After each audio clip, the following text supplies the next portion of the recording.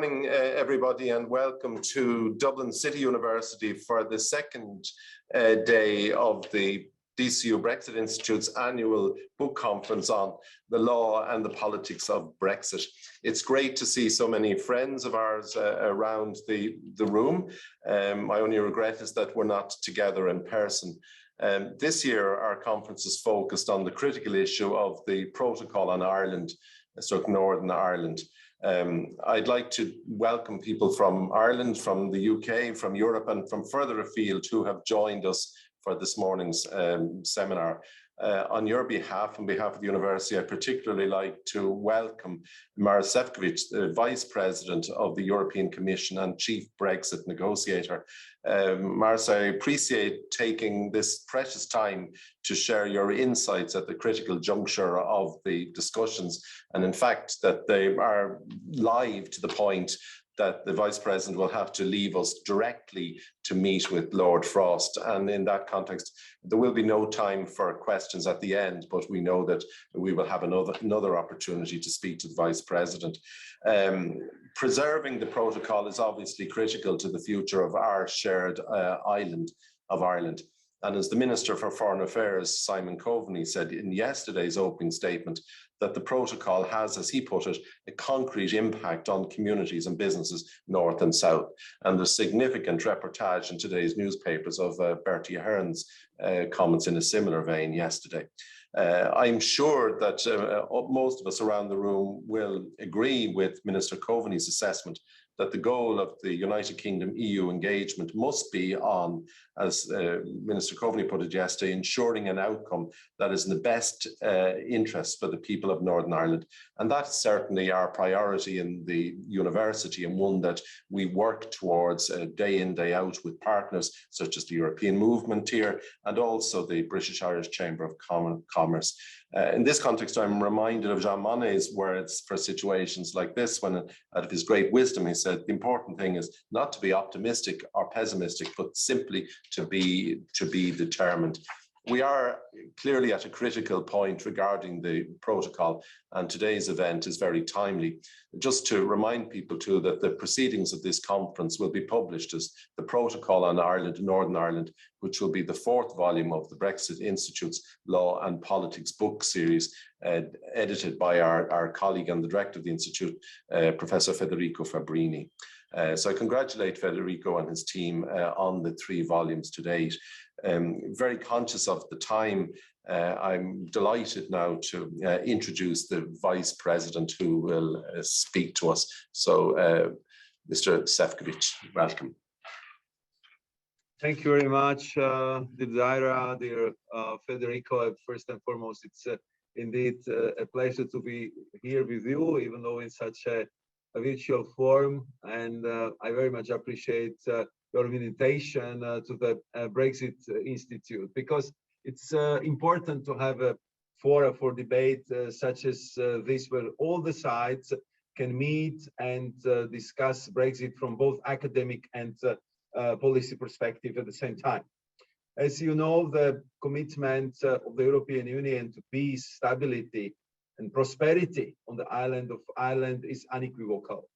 That was at the front of our minds when we were negotiating the protocol on Ireland and Northern Ireland with the UK, and we've been very much insisting that the protocol allows us to meet that commitment. It protects Good Friday Belfast Agreement in all its parts. It avoids a hard border on the island of Ireland, and it preserves the integrity of the EU's single market. In addition, Northern Ireland can benefit immensely from having unparalleled access to 2 of the world's largest markets with more than 500 million consumers. And its place in the common travel area means it can make use of a talented workforce from within the UK and Ireland. With this dual market access, as well as advanced legal system, some of the best universities in Europe, advanced telecom infrastructure, and pro-business environment, competitive operating costs, and proximity to major markets, Northern Ireland is a unique place to invest and should be a powerful magnet for foreign investments. We also know, however, that there are a series of unintended consequences from the application of the protocol in Northern Ireland. Many of the challenges faced by people and businesses on the ground stem from the kind of Brexit that was chosen by the UK. But we are attentive to all issues that impact everyday life in Northern Ireland, and we are working hard to find solutions. We have been and will continue to be as flexible as legally possible to ensure that the legitimate concerns of the Northern Ireland business community are properly addressed. When I went to Northern Ireland in September, I wanted to hear firsthand about the impact of the implementation of the protocol on the ground. I talked to many people from all backgrounds, and they repeatedly underlined the importance of stability and predictability. I heard about the needs in terms of sanitary and phytosanitary measures, the continuous supply of medicines, and the further facilitation of trade in the customs area. And I heard that stakeholders want to have their voices better heard. I promised that we would do our very best to find ways to solve these issues. Our response came in the form of a package of solutions proposed by the European Commission on 13th of October. It is also our response to the UK government, which has been requesting significant changes when it comes to the protocol. Our focus is on practical solutions that can deliver a real difference for people and businesses in Northern Ireland and strengthen their opportunities. The European Union put forward ideas for bespoke arrangements to benefit Northern Ireland by further facilitating the movement of goods between the Great Britain and Northern Ireland, namely a long-term solution that would ensure the continued supply of medicines from Great Britain to Northern Ireland. Proposals to strengthen the role of Northern Ireland stakeholders and authorities in the dealings of the protocol. A comprehensive long-term solution in sanitary and phytosanitary area resulting inter alia in the removal of up to 80% of checks currently needed. Further facilitation and simplification for East-West trade in the customs field, for example, a 50% permanent reduction in existing paperwork. These measures would create a type of express lane, which would substantially facilitate trade between all parties, a win-win situation for all.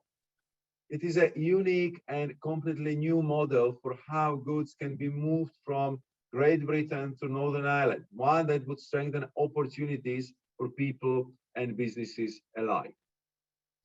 But for businesses to flourish, there needs to be a stable environment.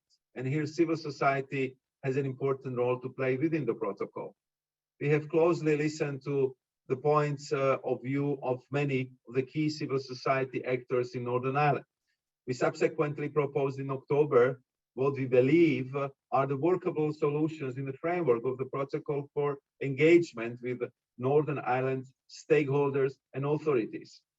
These proposals aim to improve the exchange of information with regard to the implementation of the protocol and relevant EU measures. It would make the application of the protocol more transparent, while at the same time respecting the UK's constitutional order. A website will also be set up to show in clear and comprehensive way the EU legislation applicable in Northern Ireland. And we also stand ready to establish dialogue between Northern Ireland stakeholders, authorities, civic society and businesses, and the Commission. This would involve the creation of structured groups with the participation of experts to discuss relevant EU measures that are important for the implementation of the protocol. We are also willing to involve relevant Northern Irish stakeholders to attend some meetings of the specialized committees if this is agreeable to the United Kingdom. Our solutions can become reality if the UK plays its part. That is why we have engaged constructively with the UK in order to agree joint solutions. But we also made clear that with the full support of the European Parliament and the Member States, that we will not renegotiate the protocol. To do so would mean to put at risk the stability in Northern Ireland. and it would be unnecessary because solutions are available within the framework of the protocol. Right now, we need the UK government to reciprocate the significant move the EU has made. I noticed and welcome a recent change of tone from the UK government, and we hope that actions will follow the words. Technical meetings have taken place between our teams this week with a particular focus on medicines and customs. And I will meet David Frost and his delegation straight after my remarks to you this morning. And let me add that throughout this period, my team and I have maintained our dialogue with stakeholders because we need to keep our finger on the pulse. We have looked to meet as many stakeholders as possible on all sides of the issue, from businesses to civil society, to inform our action and to follow up. I want to touch briefly also on the trade and cooperation agreement. Concluding an orderly UK withdrawal from the EU has been the EU's priority ever since the British people voted to leave in the 2016 referendum. We have always respected the decision, just as we are respecting the signature of the ratified withdrawal agreement. Settling the divorce has always been and remains a precondition for our future relationship. It was on this basis that we negotiated, concluded, and ratified the trade and cooperation agreement on Christmas Eve last year. The two agreements are intrinsically linked. One cannot exist without the other. And by the end of this year, we will reach the first anniversary of the operation of the trade and cooperation agreement. We will have held inaugural meetings of its joint bodies, which include the Partnership Council and committees in the different areas covered by the agreement, such as trade. While we are closely following the implementation of the entire agreement, these last few months have been especially busy on the fisheries front, as we work to ensure that the UK delivers the necessary licenses. In addition, we continue to negotiate with the UK on fishing opportunities for 2022, hoping to conclude on time and in a satisfactory manner. We also remain vigilant across all level playing field areas, from subsidies to labor and regulatory matters. And in addition, the EU remains committed to supporting the member states and sectors most affected by Brexit through the Brexit Adjustment Reserve, which amounts to more than 5 billion euros. We expect money to begin being disbursed before the end of the year, so it will soon flow to the regions and sectors when it is most needed, helping businesses, workers, and local communities. Ireland is the member state most affected by Brexit.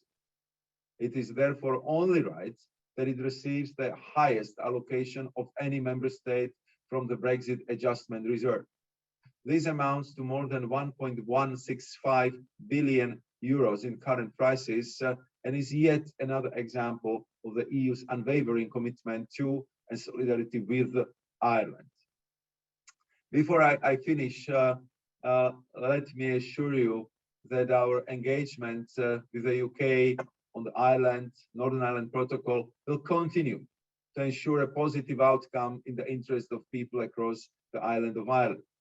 We will remain constructive, firm, and responsible in our relations with the UK, as we have always been. We are united as one European Union. We will protect and preserve every member state's rightful place in the EU's single market. But finding solution to the challenges at hand is in everybody's interest. And I hope we can soon jointly demonstrate that these solutions can be delivered. With this, let me conclude and wish you a fruitful exchange of views on this important issue today. I once again would like to thank you for your kind invitation, for this opportunity to share with you, your institutes, and all those who are watching this meeting this morning, all the necessary information and contribution from us. And of course, I will be very much looking forward to our continued contacts and hopefully this discussion where there will be a little bit more time for our interactions, because as you, Daire, rightly pointed out at the beginning of the meeting, now I will have to meet Lord Frost, so we can put in practice what I was just mentioning in our discussions, to have, I hope, another constructive discussion focused on the priority of the people in the Northern Ireland. Thank you very much.